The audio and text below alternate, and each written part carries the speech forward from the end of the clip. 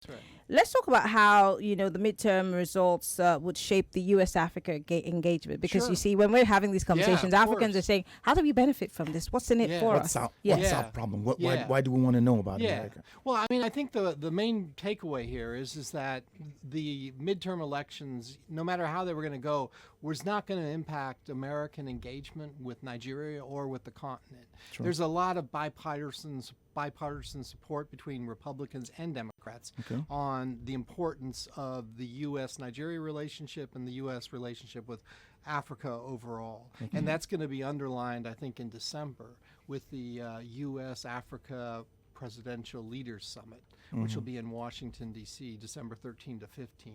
And I hope we can do more programming, more interviews We around should. that time We to should. talk about the agenda Yeah. and all the rest. But Nigeria and your president will have a chance to speak at that summit, and we'll have Nigerian media and other African media there too to cover their leaders as well. I think it's going to be 35, 40 leaders from the African Gathering. continent coming to Washington to meet with Great. the president and discuss how we can shape our future relationship. Yeah. And there's going to be a lot of focus on promoting economic prosperity and trade between the U.S. and Africa.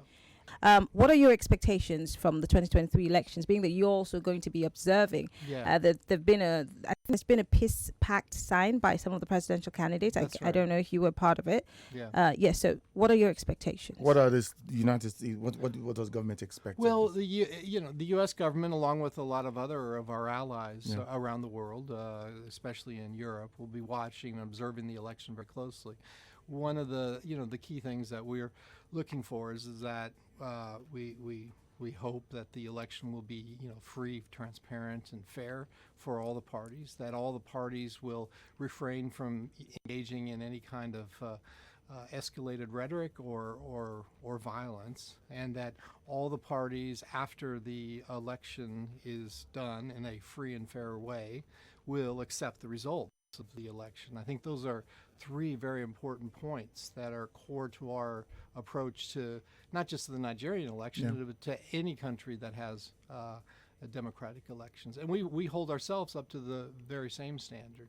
And that's why we were worried about last night in the U.S. because the 2020 election in the U.S.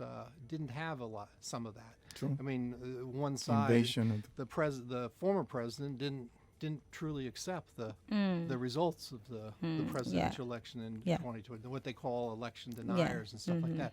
And so I think that was important that we had a free and fair election last night in the U.S. to restore our credibility as a leading democracy in the world.